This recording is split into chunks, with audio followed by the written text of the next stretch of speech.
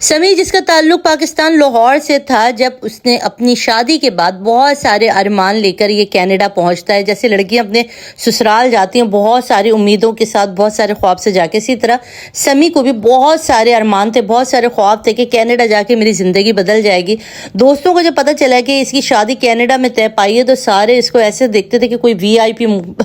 بندہ گھوم رہا ہے، کیونکہ اس کے پاکستان کے اندر وہ لڑکے کامیاب ہیں جن کو کوئی رشتہ مل جائے باہر کا، اور رشتہ بھی اپنے سگے ماموں کی بیٹی کا اگر مل جائے تو وارے اور نیارے لگ ہی جاتے ہیں۔ تو سمیع کو بھی کچھ ایسا ہی فیلنگ آ رہی تھی، ہر طرف سے واہ واہ واہ واہ، جو بھی سنتا تھا کہ اس کا رشتہ کینیڈا میں ہو گیا اور یہ شادی کر کے کینیڈا چلا جائے گا، ہر کوئی اس کے جو ہے وہ تعریف کرتے تھے، اس کی قسمت کے گن گاتے تھے۔ مگر سمیع کہتا ہے آج میری شادی کو تقریباً 3 سے 4 سال ہو گئے اور آج میں اس گھر کا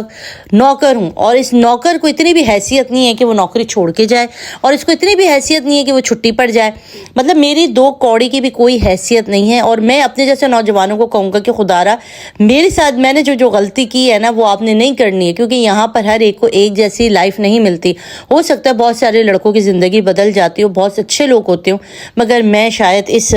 نصاب سے شاید خراب تھا، میری قسمت خراب تھی کہ مجھے ایسا کچھ بھی نہیں ملا۔ کیا کہانی تھی، کیا ستم اس بیچارے پر ٹوٹی، یہ ساری آج کے ان نوجوان بچوں کے لیے، ان کے پیرنٹس کے لیے ایک جیتی جاگتی کہانی ہے کہ آخر میں دراصل جو خواب سے جا کے ہم بھیجتے اپنے بچوں کو باہر ممالک میں، ان کے ساتھ ہوتا کیا ہے۔ اچھا جی، یہ کہانی شروع ہوتی ہے سمیع کی لاہور میں یہ رہتا ہے، اس کے 2 بہنیں اور ایک اس سے چھوٹا بھائی، یہ سب سے بڑا ہے، پڑھ رہا لکھ رہا اچھا خوش شکل لڑکا۔ اس کی شادی طے پاتی ہے اسی کے ماموں کی بیٹی سے، جو کہ اس کی ہم عمر ہے، تقریباً 2 سے 3 مہینے وہ بڑی ہے اس سے۔ اور ماموں نے جب بات کی اپنی بہن سے کہ میں جو ہے وہ اس کا رشتہ لینا چاہتا ہوں،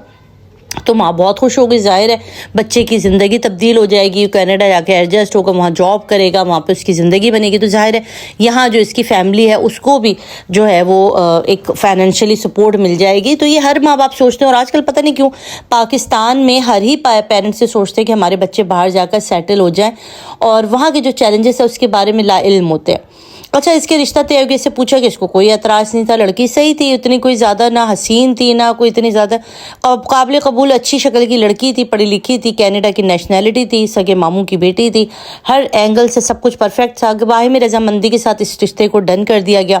اب طے پایا کہ ماموں وغیرہ جو آئیں گے اور شادی وغیرہ کر کے اپنے ساتھ اس لڑکے کو لے جائیں گے۔ پھر شادی کا بھی مرحلہ طے ہوتا ہے، اور وہ دن آ جاتا ہے جب سمیع جو ہے وہ کینیڈا میں اپنے سسرال، اپنے ماموں کے گھر پہنچ جاتا ہے۔ پہلا دن اس کا ایسا ہوتا ہے کہ رات میں جب یہ لوگ سارے پہنچتے ہیں اور سب تھکے ہوئے ہوتے ہیں، کھانے کا آرڈر باہر سے کیا جاتا ہے، کھا پی کے سب اپنے اپنے کمروں میں سو جاتے ہیں۔ اچھا، اس کو اپنی بیوی سے جو اعتراض تھا وہ یہ تھا کہ اس لڑکی کو اس میں کوئی انٹرسٹ نہیں تھا، جو کہ اس کو بڑا عجیب سا لگا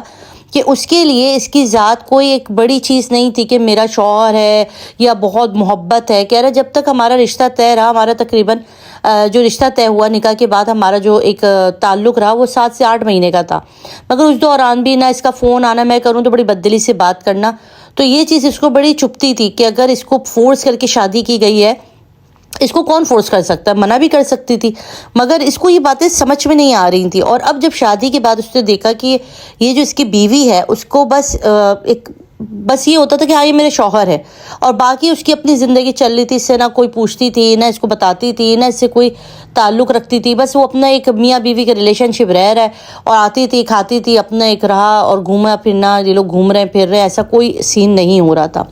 اچھا، صبح یہ لوگ سب جاب پہ چلے جاتے تھے، اس کی جو وائف تھی وہ بھی جاب کرتی تھی، اس کے جو ماموں تھے وہ بھی جاب پہ چلے جاتے تھے، مامی بھی جاب پہ جاتی تھی، اور یہ پیچھے اکیلا ہوتا تھا۔ اب شام کو جب یہ سب واپس لوٹتے تھے تو سب کا ایک ہی سوال ہوتا تھا کہ میاں تمہیں جاب ملی، تم جاب کے لیے اپلائی کرو، جاب کے لیے ڈھونڈو، ہاتھ پیر چلاؤ، یہ کرو وہ کرو، کھانا کھایا، تم نے کپڑے پہنے، تمہارا دن کیسا گزرا۔ اس سے کسی کو کوئی سروکار نہیں تھا، سب اپنی زندگیوں میں مگن تھے، کسی کو کوئی سروکار نہیں تھا کہ اس لڑکے کو کیا پسند ہے، اس نے کھانے میں کیا کھانا ہے، فریج میں پڑا ہے سینڈوچ بنا کے کھا لینا، رات کو کھانا بنے گا تو کھا لینا۔ مطلب کوئی اسپیشل پروٹوکول، کوئی داماد جیسی فیلنگز کبھی بھی سمیع کو نہیں آئی۔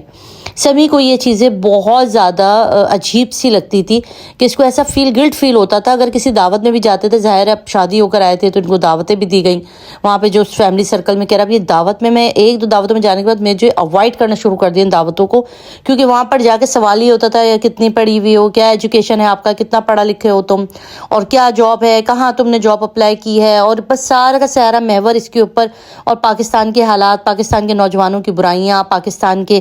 حالات ایسے ہیں, وہاں پر یہ ہے, وہاں پر لوگ ایسے ہیں, بس یہی سب کچھ. انفارچونیٹلی یہ ابھی وہاں پر ایڈجسٹ نہیں ہو پایا تھا. جاب کے لیے جا رہا تھا, جاب اس کو نہیں مل پا رہی تھی. 2 سے 3 مہینے گزر گئے. اب سب گھر والے اس کی بیوی سمیت اس کو عجیب طریقے سے دیکھتے تھے کہ بھیا کچھ کرو, ہم بٹھا کے تمہیں ویلا نہیں کھلا سکتے. اس سے فون کر کے اپنی والدہ کو ساری صورتحال بتائی. والدہ نے کہا ایڈجسٹ کرو بیٹا, سب سیٹ ہو جائے گا انشاءاللہ, ٹائم لگے گا. اور ایک دن جب اس کی والدہ نے محسوس کیا کہ اس کی جو بیٹی کا رویہ ہے وہ داماد کے ساتھ ٹھیک نہیں ہے اور بڑی تلخی سے بات کرتی ہے, اور جب انہوں نے سمجھانا شروع کیا تو اس نے کہا کہ آپ نے صرف شادی تک کی بات کی تھی جو میں نے کر لی, اس سے زیادہ کہ آپ مجھ سے امید مت رکھیے گا. اور یہ لفظ سمی نے سن لیا اور اس کے بعد اس کو بہت فیل ہوا کہ یہ کس قسم کے الفاظ ہیں میری بیوی کے, یعنی کہ میں کیا ایڈجسٹ کرنے کے لیے آیا ہوں. اب یہاں پر یہ کہتا ہے کہ مجھے گھٹن ہونے لگی تھی, میں نکل جاتا تھا باہر, جاب ڈھونڈتا تھا, نہیں ملی تو میں باہر گھنٹوں پارکوں میں اکیلا بیٹھتا تھا, ادھر ادھر گھومتا رہتا تھا, ایکسپلور کرتا تھا کینیڈا کو, گھوم رہا ہوں پھر رہا ہوں, رات گئے میں واپس آتا تھا تاکہ میں گھر والوں کے سوالوں سے بچ سکوں, یہ سب سو جائیں اور پھر میں بھی چپکے سے جا کے سو جاؤں. کہ آخر اس طرح بہت عرصے چلتا رہا, میں بہت زیادہ پریشان ہو گئی اور آخرکار مجھے ایک جگہ جاب مل گئی. کوئی اتنی خاص اچھی تو نہیں تھی مگر جاب مل گئی تھی, تو میں نے وہاں پر جاب شروع کر دی. اچھا کہہ رہا تھا مجھے کینیڈا کا ماحول بھی سمجھ میں نہیں آ رہا تھا, وائف کی بھی چیزیں سمجھ میں نہیں آ رہی تھی, اور پھر میں اتنا فرسٹریٹ ہو گیا. اب 2 سے 3 سال کیسے گزر گئے, وہی ایک ہی روٹین. پیسے کچھ میں پاکستان بھیجتا تھا, کچھ میں اپنی مامی کو دیتا تھا بیوی کے ساتھ. اب میں نے کوشش کی کہ اپنی وائف سے بات کروں کہ ہم ایک علیحدہ گھر لیتے ہیں, جس کے اوپر وہ قطعاً راضی نہیں ہوئی. وہ نے کہا میں اپنی لائف میں سیٹ ہوں. اس نے ماموں سے بات کرنے کی کوشش کی, ماموں سے کہا, ماموں نے کہا یہاں پہ کیا تکلیف ہے جو تمہیں الگ گھر لینا ہے, رینٹ دو گے, تمہاری جاب اتنی اچھی نہیں ہے, کیسے ساری چیزیں نکالو گے, بہت مشکل ہو جائے گا, گھر پہ رہتے رہو. اچھا گھر میں اس کی گاڑی صاف کرنا, چھوٹا موٹا کام سارا کچھ اسی کے ذمہ تھا. یہ 3-4 سال کہتا ہے میں نوکر بن چکا تھا, اس گھر کا نوکر. مجھے ایسا فیل ہوتا تھا کہ میں ایک نوکر ہوں جس کی حیثیت صرف نوکر سے زیادہ کچھ نہیں ہے, ان کی نظر میں میری کوئی حیثیت نہیں ہے. اور میں اتنا فرسٹریٹ ہو چکا تھا کہ اب میں نے فیصلہ کر لیا تھا کہ یا تو میں طلاق دے دوں گا, میں الگ رہوں گا, یا میں واپس پاکستان چلا جاؤں گا, مجھے نہیں رہنا یہاں پر.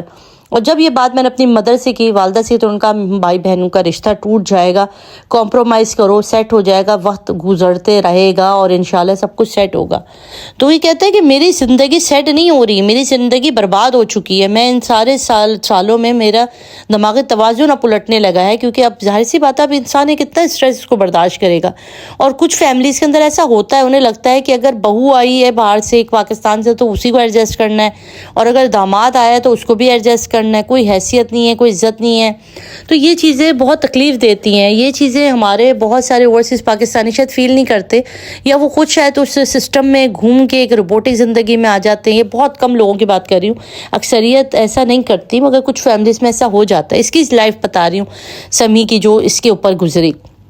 بہرحال دیگر ابھی تک یہ اسی سارے ٹراما کو فیس کر رہا ہے, اور یہ کہتا ہے کہ میں اس ٹراما کو فیس کر رہا ہوں جس کے اندر نہ بیوی سے میری کوئی عزت ہے, نہ میری کوئی گھر والوں کے سامنے عزت ہے. میں بس ایک عجیب سی زندگی میں پھنسا ہوا ہوں, اور شاید اس کا کوئی اینڈ نہیں ہے. تو شاید میں پاکستان میں بیٹھے ان نوجوانوں کو کہوں گا کہ اگر آپ کو کوئی ایسا گھر دامادی کے لیے لے رہا ہے اور آپ اپنی عزت نفس کو مجروح کر سکتے ہیں, اور آپ بس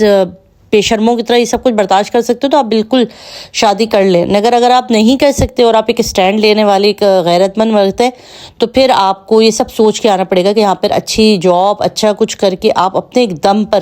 سیٹل اور اپنے دم پہ کچھ کر کے دکھائیں. تو یہ بہت سارے ان لوگوں کے لیے ایک سبق آموز کہانی ہو سکتی ہے, جو لوگ شاید سوچتے ہیں کہ باہر ممالک کے اندر جا کر آپ کے بچے جو ہے بڑے اچھے سے سیٹل ہو سکتے ہیں شارٹ کٹ. تو یہ چیزیں ان کے لیے ایک آئی اوپننگ اسٹوری ہے. اس کو ضرور شیئر کیجیے گا, اپنا رکھیے گا بہت سارا خیال, دعا میں یاد رکھیے گا. اللہ حافظ.